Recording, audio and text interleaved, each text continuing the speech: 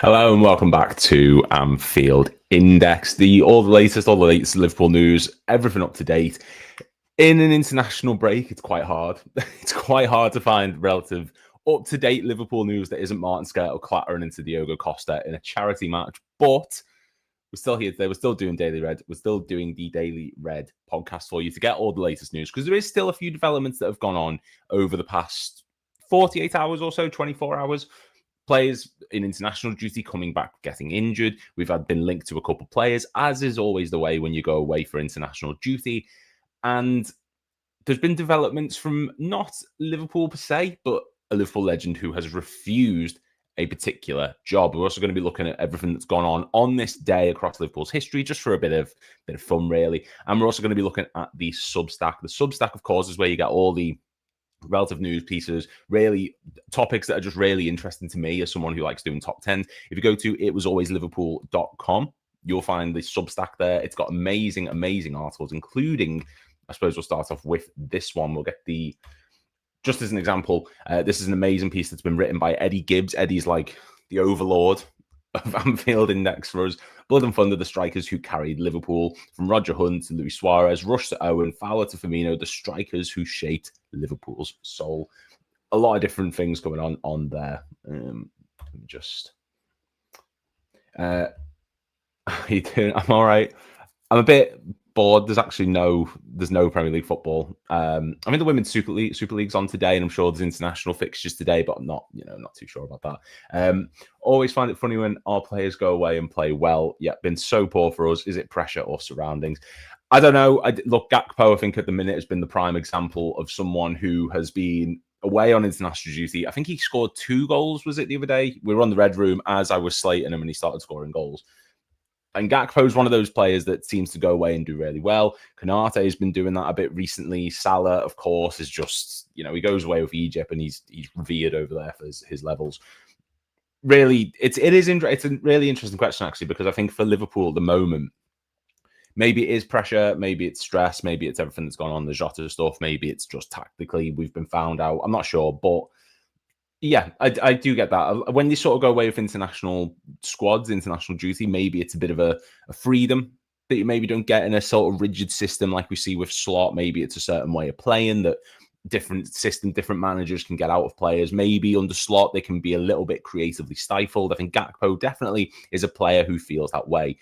But it's because we don't have a winger who is very good at beating a man. You've got Ngamoa, who isn't getting the minutes at the moment, but is capable of going around someone, is capable of beating someone. And that's why we're getting linked to Malik Fofana again. Now, we were getting linked to Malik Fofana last summer, or this summer just gone. We were getting linked to him the summer before. Malik Fofana is one of those players who is always going to be getting linked to Liverpool because he's a young, exciting prospect. He's one of those players that everyone looks at and you just think, future world-class talent, really exciting, full of energy, plays for Lyon at the moment. He's so tenacious in the way he plays. And this is what the agent of Malik Fofana, Federico Pina, came out and said. This is the season in which Fofana wants to show himself to the world, especially at the World Cup. Obviously, the World Cup's the end of the season in America and I think Mexico as well. So that's exciting. We strongly believe in him. Liverpool, Bayern, Man City, those are the clubs where he belongs. And to me, that's saying that they're the clubs that have been inquiring about him. They're the clubs he's been linked to. The links with Liverpool have been non-stop over the past 12 months. It's like when Johan Bakayoko was getting linked with us. Every season, there's always that winger, that attacker who gets linked to the club. At one point, it was Mbappe, if you remember those times. But yes, being linked to Liverpool again, especially with a World Cup coming up, which is really interesting because a World Cup is a time where players will make rash decisions based on how well they've performed at tournaments. We did that with Juve. James Rodriguez did it at Real Madrid. A lot of players will move pre or post international tournaments because that is such a big thing to them. That is affecting what they want to do with their career, how they want to play. And Malik Fofana fits a mold of a lot of clubs. He's someone who would easily fit into a lot of clubs, but would he necessarily fit into the way that Liverpool want to play? So I've got his stats here on FB Ref. This is from this season. And the issue you've got with Malik Fofana, he's a very, very talented player, a lot of attacking versatility. He's someone who can offer you a lot of creativity going forward in a direct sense, but not a creative sense in terms of his key passes, his dangerous balls into the box, anything like that. But he's very much a winger who will pick up the ball and run with it. And to me, that doesn't seem to fit Slot's system. That doesn't seem like the type of player that would fit what Arne Slot is looking for in a winger. He wants players who can play the system. He wants people to hold up the ball, square it to a midfielder, running into space, back pass to create space.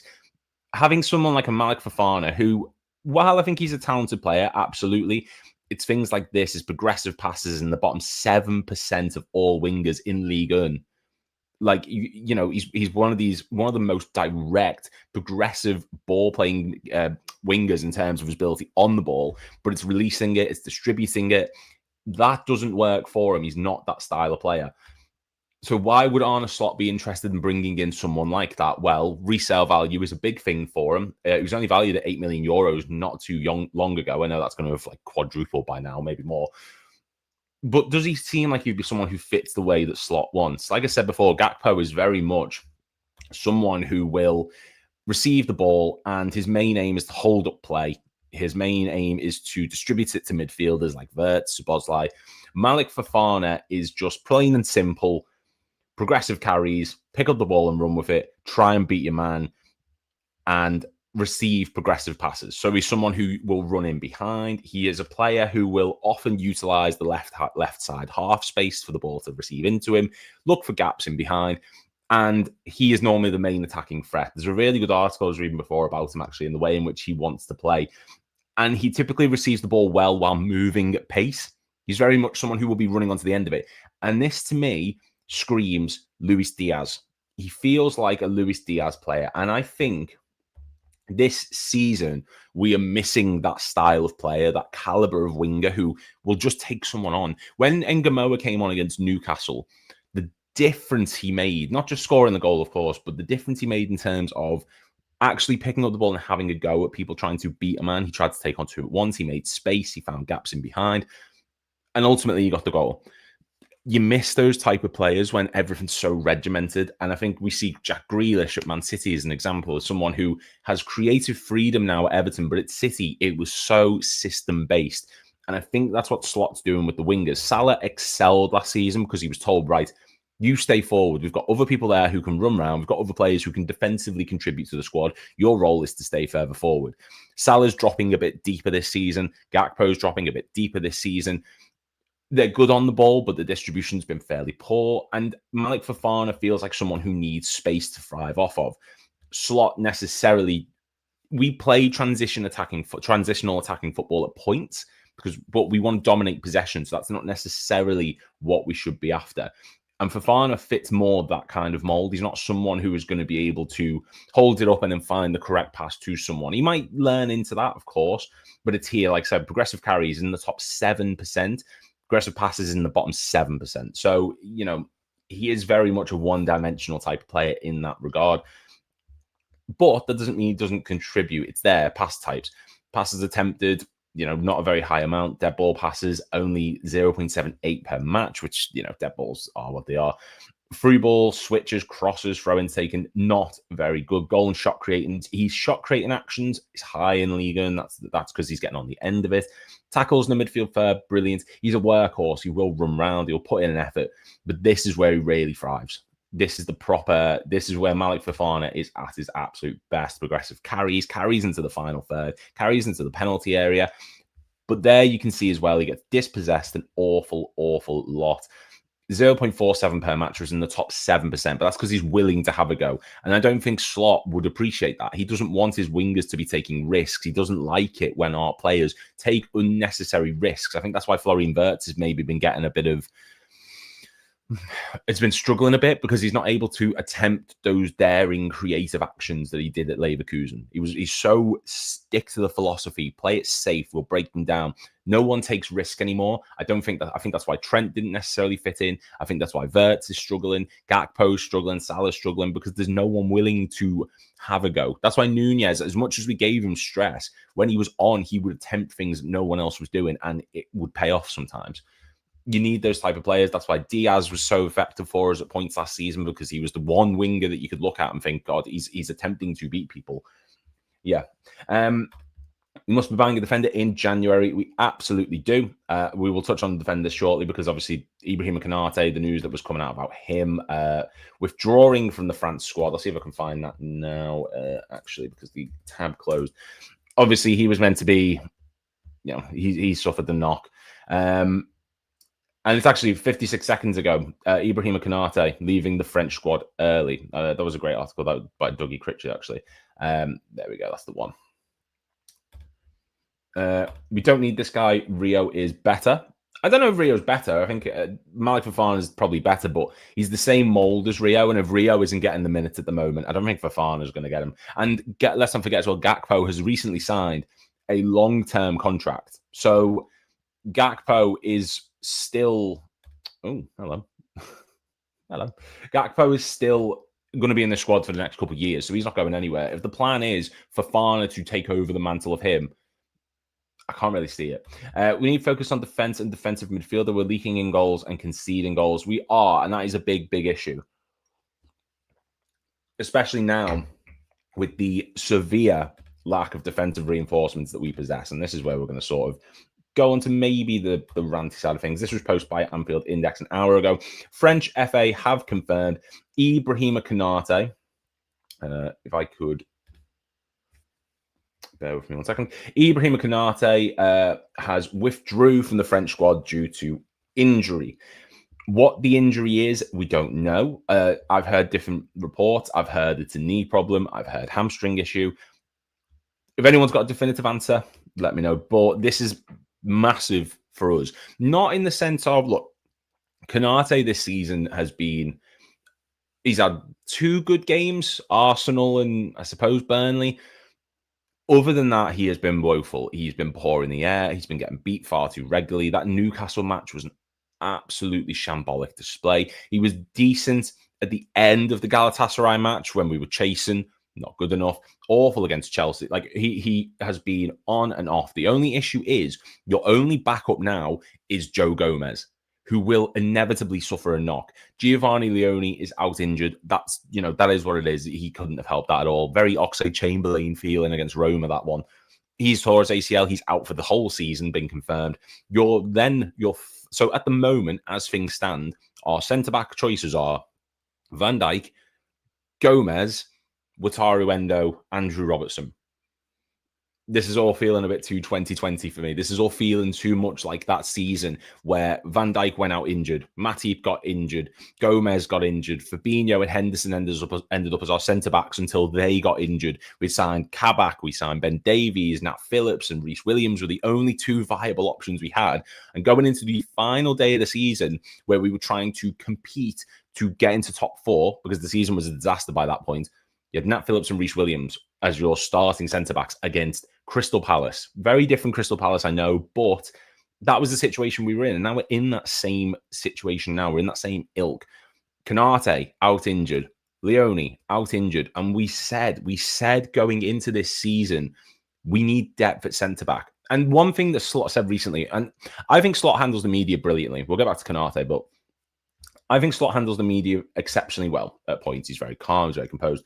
The statement he made a few days ago of, we want a squad of 24, 25 people. We don't particularly want to make any signings, etc. Yet we were trying to get Gahey after we'd signed Leone. So why now is it suddenly, don't need that many? The plan was to get both of them through the door. We only signed one of them. That one of them has now got injured. And it's, well, we don't necessarily need them. Why? Why not? What kind of transfer strategy did we do for Arne Slot, director of football and backroom staff, when we need centre-backs and defensive midfielders? I think the plan was, look, I think the Jota one sort of forced our hand with the Isak Ekitike debacle. That's probably, I don't think one of them was going to be coming to us. Maybe we saw a market opportunity to sign both. I don't know. Wirtz was brought in because Slot apparently wanted an out-and-out number 10, even though he doesn't utilise a number 10 in this system per se. He didn't last season. It worked brilliantly. We needed a left back. We knew that. We needed a right back. We knew that. But to not strengthen in our centre-back area after selling Quansah, after what he saw with Joe Gomez being injured for the majority of last season, and then you sell Quansah, the one of those 2 who was actually fit, to buy a Leverkusen. Bringing in Leone, a young, inexperienced lad who'd only made 29 senior appearances, and not getting Gahey over the line. FA Cup winning, Crystal Palace captain, England international, leaving that till the last day of the window and then not having it happen was poor planning on our part. But again, it's just no one could have expected this, but we predicted this. We said, look, this could happen. We said numerous times it only takes one injury and suddenly everything sort of falls apart. And as you can see here, the French FA have confirmed Ibrahim Konaté's withdrawal from the French squad due to injury. What that injury is, we don't particularly know. Benjamin Pavard has been called up to replace the LFC defender. So we are very weak in that back line now. Gomez all day, at least he has pace over Endo. Konaté has a quadricep injury, apparently. So what's the prognosis for a quadricep injury? Let me have a look. Footballers. A quadricep is notoriously a muscle sprain. How long that'll take from being out? Who knows? Who knows? Depends on the grade. A grade 1, grade 2, grade 3 is like a complete tear, which I don't think it will be that, surely. How long it takes to do it? It says it can be about 6-8 weeks. So a good number of weeks out without Konaté. Major issue there. And yeah, there was an early comment as well, which was saying, for me, Konaté can jog on. Look, Konaté now is in the final few months. We've been through this before. If the deal was going to get done, then the deal would be done. All right, we're not having this. They're in discussions, the contracts, they're trying to reach an agreement. We had this with Trent. All last season. And yes, Van Dijk and Salah got done as the season was going on. They were later on, of course. But they sort of had a feeling of, are they really going to leave? As soon as Real Madrid come in, most players will go, yeah, I'm sorted. Konaté going to Real Madrid, it makes sense. I think he's good enough to do it. He does have bad form. He is going through a bad spell at the moment. Hopefully, when he comes back from this, he can sort of get back to what he was last season. I've said before, going into that Real Madrid game last season, he was our best centre-back. He was better than Van Dijk at that point. He got the injury against Real Madrid, came back. Van Dijk went back to his best. Konaté couldn't catch up with him. That's just my opinion. But, is he someone who I can see as a future centre-back for us long-term? Yeah. Do I think he will? I'm not too sure. I think Slot will play Grav over Endo and Robbo, and even Gomez at centre-back, not ideal at all. It's not. You've got a makeshift midfielder, you've got a midfielder playing makeshift centre-back, a left-back playing makeshift centre-back. You've got a midfielder playing as a right-back. You've got a right-back playing as a right winger. You've got left-backs playing as centre-backs. There's no structural stability there. We saw James Milner as a left-back at one stage. When he was covering for Alberto Moreno. Gerrard used to be a winger. Like, so many different times have players been in unnatural positions for them, and sometimes it works. Sometimes you can find a player like Diaz as number 9 worked at points last season. When Gerrard got moved to midfield, he thrived. Dirk Kuyt at times for us was playing as a striker, didn't necessarily do amazing, but it's a makeshift option. Sticking Endo as a centre-back, even though he has predominantly played there throughout his career, doesn't work for me. Sticking Gravenberch over Endo as well doesn't work. He's too integral to our midfield, I think, to drop him to centre-back. It'd be daft to do it. He was our best midfielder last season, Gravenberch. Yeah, that's best midfielder last season, Gravenberch. And just pushing him to set, it's square pegs round hole. If you're playing Szoboszlai at right-back, should have spent the money on a centre-back instead of buying Frimpong. Should have. I don't think because he did it in pre-season, didn't he? He signed Frimpong like right at the start of the window, and then Szoboszlai started playing fullback. He played fullback against Stoke, was it? He played against.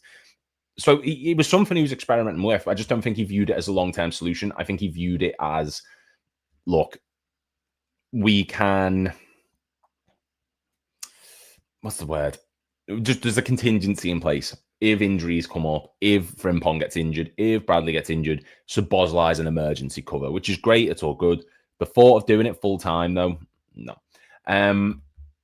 Chris said before, our wingers don't go past their man. No wing play, no press, and no service to the striker. It's true. It is true. And that's why at the moment, Ekitike has been getting the occasional ball into him, and he's been doing brilliantly despite that. But his best work is when he's running in behind. The issue is no one is creating those balls at the moment. You got Ekitike scoring against Everton. That was a great example of him getting in behind. Crystal Palace, things like that. Like, the players can do it. But is Fofana going to get that same treatment? I don't think he is. I think we rely too much on our left back being overlapping, and that's what it builds on. People have to realise that he can't even jog on as he's injured. Sure. No way you play Grab at centre back. What are we doing? No, I agree. I don't think he should be. I do not think he should be played anywhere near centre back. Gravenberch. It's a waste. He's too integral to the midfield. I can't speak today. As the number 6, no, not for me. Do you rate Robbo, Bradley, Frimpong, and Kerkez? I rate Robertson very, very, very highly. I love Andrew Robertson. He's one of my favourite ever Liverpool players, actually. Bradley's great, but the fitness is becoming a concern, and he just can't seem to get back up. I think against Everton he struggled. I think against Atletico Madrid he struggled. He's getting back into his rhythm, but I do like Bradley. Frimpong, I've been unimpressed with since Atletico Madrid. I thought he was good. Palace in the Community Shield, I thought he was all right. And then since then, nothing has really... I know he was out injured for the Newcastle and Arsenal game. And then since then, nothing's really set me alight. Like, nothing. I've not looked at any of the matches that he's been in and thought, you've been brilliant. I just think, yeah, he's quick. He's good defensively at points. But we are ahead of ourselves. No press, huge gaps in the middle, and our defense don't challenge.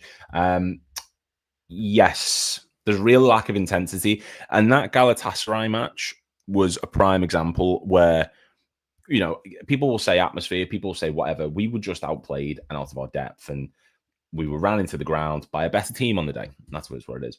So, last few minutes, we are going to discuss this. Stevie G to Rangers. So, obviously, there's a question mark there. This is the title that was used originally yesterday. However, there has since been breaking news since then, if I can find. If you go over to the Substack, it was always football.com. It's the Anfield Index. It's like the spin-off series, basically. It was always football.com. You will find this on the Substack. Steven Gerrard says the time wasn't right for him to return to Rangers. Obviously, he was being linked to the job. He's been getting linked to the job since he left, pretty much, Steven Gerrard. He's, you know, him and Rangers just went together brilliantly. Won the season unbeaten with them, won the league title from Celtic in the first time in 9 years, I think it was. I think they'd won 9 in a row. He stopped them from getting number 10. And since then, he's been getting linked. You know, Aston Villa, it didn't quite work out for him. Saudi had dips and dabs. And now him and his family are living over in Saudi. And this was in discussion. Apparently, he was in talks with Rangers to take over the job. The former Rangers boss has politely turned down a return to Ibrox, but beneath the polite soundbites lies a blunt truth about where the club finds itself in October 2025. And yes, this is the fact about Rangers. You know, they spent big money when Steven Gerrard was there. They brought in a lot of players, a lot of talent, with the aim of winning the league. Since then, Giovanni Bronckhorst came in, who's now at Liverpool, coincidentally, reached the Europa League final, won silverware while he was there in his 3 years, I think he was there. And then since then, it's all just fallen down. As the article states here, you know, the rise and fall. By 2021, he'd done the impossible, stopped Celtic's 10 in a row, brought back the Scottish Premier League title.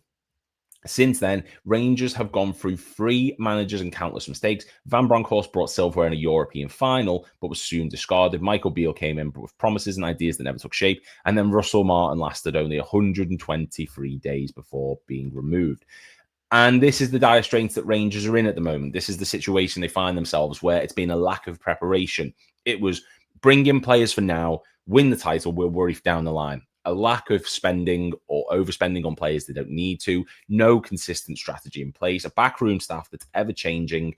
Boardroom issues. It doesn't matter how many directors sit around the table. If no one truly understands football, chaos will follow. The American-led ownership group want to modernize Rangers, but they're learning that you cannot run a football club like a spreadsheet. You can talk about data, synergy, and 5-year plans, but without football knowledge at the core, none of it works. And apparently, you know, Steven Gerrard would have sensed that within minutes. He was working with serious football people and knows what stability feels like. He will have listened to the presentation, nodded politely, and realized that the structure is too confused to trust.